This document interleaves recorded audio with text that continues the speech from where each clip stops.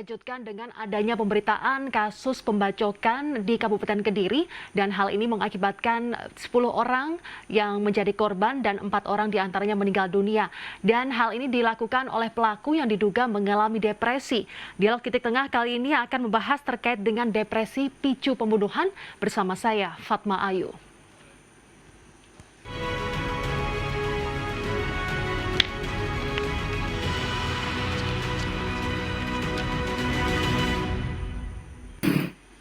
Pemirsa, Anda menyaksikan Dialog Titik Tengah kali ini membahas terkait dengan depresi picu pembunuhan dan sudah terhubung melalui daring yakni Dr. Damba Bestari atau Dr. Dona selaku psikiater Rumah Sakit Universitas Airlangga Surabaya. Selamat siang, Dokter. Halo, selamat siang.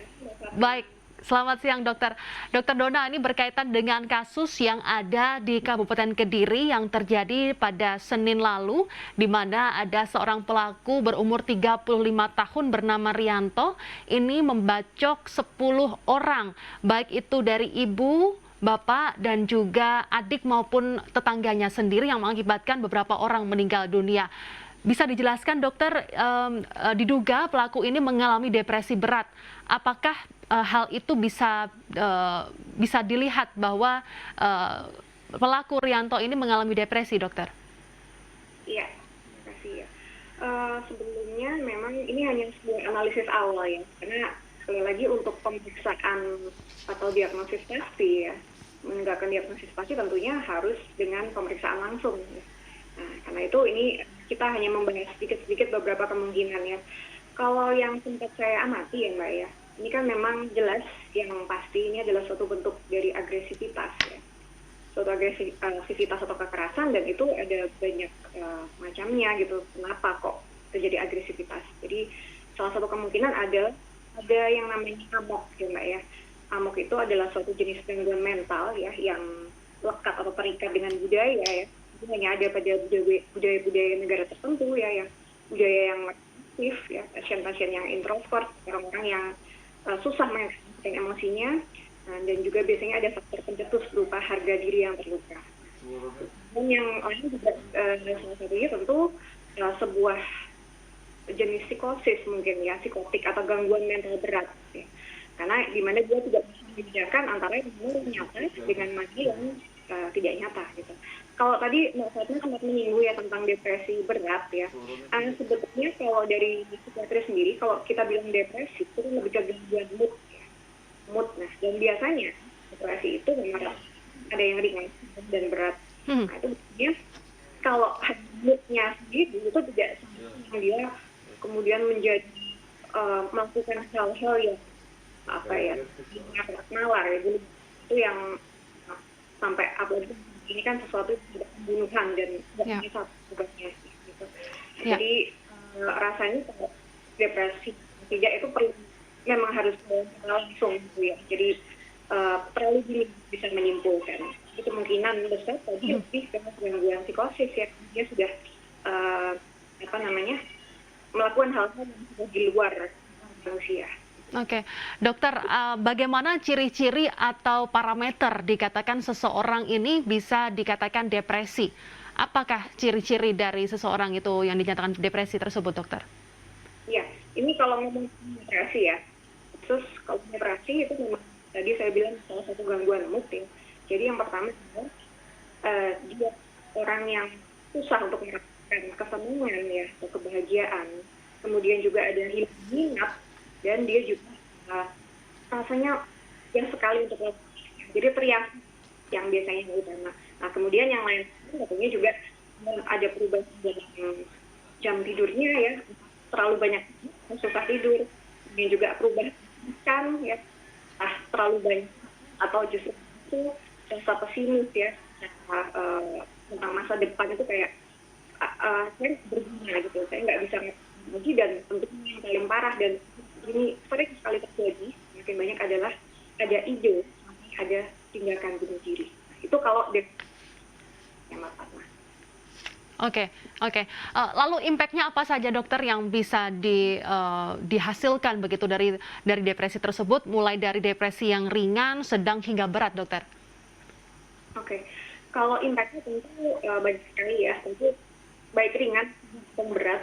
Tapi yang terkena depresi itu adalah dia punya gangguan dalam fungsi, ya, dalam berfungsi dalam quality of life, ya. Dan ini dikatakan WHO ini menjadi di tahun-tahun ini, dikatakan ke depan menjadi beban di dunia ya, dan lebih berat daripada fisik yang lainnya, depresi itu. Karena tadi dia kehilangan fungsi, dia kehilangan, dia mudah lelah, dia nggak bisa berkonsentrasi. Jadi sebetulnya kalau dampak itu di semua bidang, sosial, dari sehari-hari. Tapi kalau mungkin terkait dengan aktivitas, ya memang depresi yang dia biasanya fisikal ya. Kan depresi konvensional, kebanyakan dia justru agresif. Kalaupun dia agresif sendiri, kita dibunuh, kita di self harm. Ya. Nah, tapi kalau yang menyerang, apalagi sampai ini kan sesuatu yang luar biasa, ya. Baik. Ini biasanya Baik, dokter, nanti kita akan lanjutkan dan juga kita sudah terhubung dengan Pak Nurkolis selaku Ketua RT 41 Dusun Bangun Mulyo, Desa Pojok, Kediri. Nanti akan kita bertanya kepada Pak Nurkolis bagaimana kronologis dari kejadian pembacokan tersebut. Sesaat lagi pemirsa, usai jeda.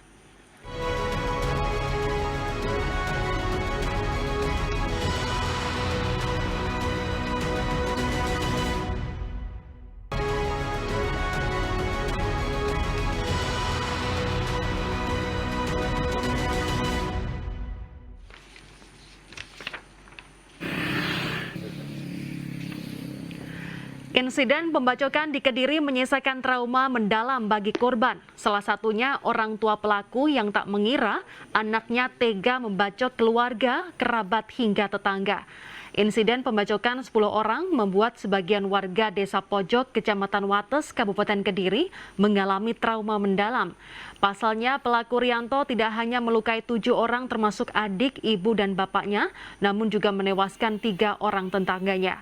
Siswa bapak pelaku menuturkan akibat ulah anaknya itu, ia mengalami luka bacok di bagian bahu belakang.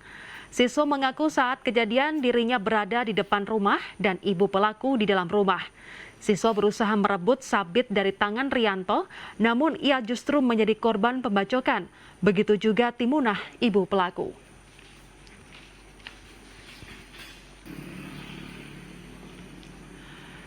Pemirsa, Anda kembali menyaksikan Dialog Titik Tengah, kali ini membahas terkait dengan depresi, picu pembunuhan, dan kami juga sudah terhubung sebelumnya dengan Dr. Dona selaku psikiater Rumah Sakit Universitas Erlangga, dan juga sudah terhubung dengan Pak Nurkolis selaku Ketua RT 41 Dusun Bangun Mulyo, Desa Pojok, Kabupaten Kediri.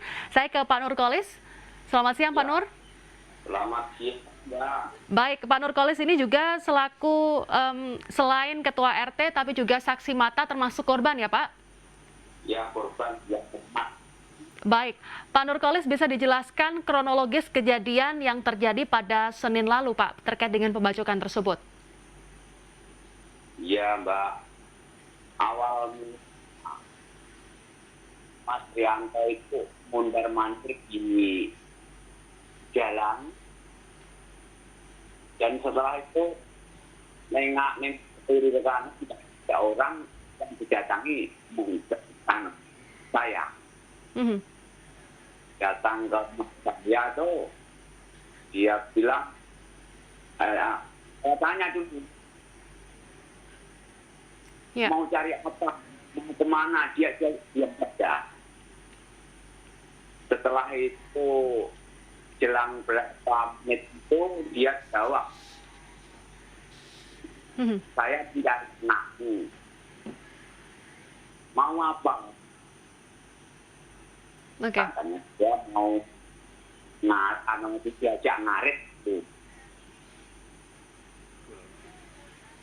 Dan setelah dia tuh berapa menit yang setelah kemudian dia terus mendekati saya. Ngaritnya tuh diacung-acungkan ke saya. Saya takut,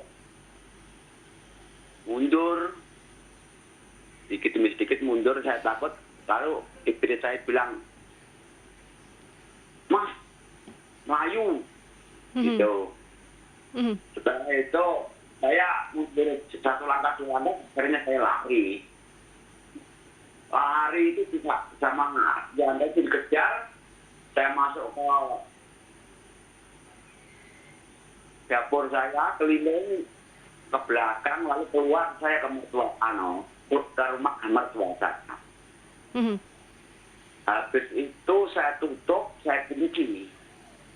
Mhm. Saya kunci, tapi kuncinya maaf ya, kayu di bolong tengahnya itu.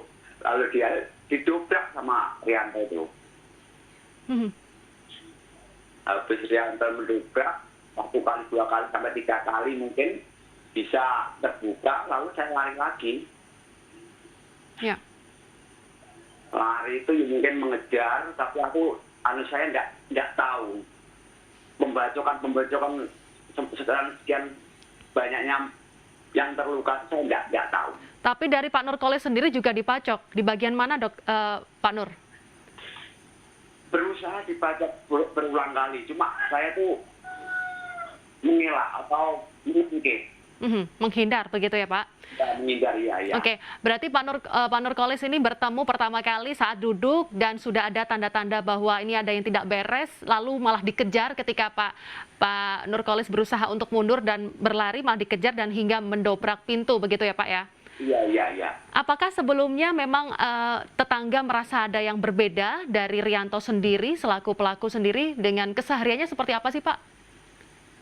Selama ini saya mengamati nggak ada kelainan atau apapun. Datang pertama kali itu dia diam, tapi wajahnya tuh saat agak jauh sama saya itu biasa. Terus dekat itu wajahnya tuh hitam. Hitam, semakin menghitam, tapi matanya tuh nggak merah, sayup gitu. Ya. Kata orang Jawa, suwung gitu. Kosong begitu tatapannya ya, Pak? Ya, kosong. Oke. Bagaimana dengan para korban sendiri dan pelaku saat ini, menurut informasi masih ditangani oleh pihak kepolisian, Pak? Dan juga bagaimanakah, saya nanti akan bertanya dengan Dr. Dona, apakah depresi ini bisa disembuhkan dan tidak membahayakan bagi dirinya sendiri dan juga masyarakat? Ini nanti akan dibahas di segmen selanjutnya. Pemirsa jangan kemana-mana, kami akan segera kembali usai jeda.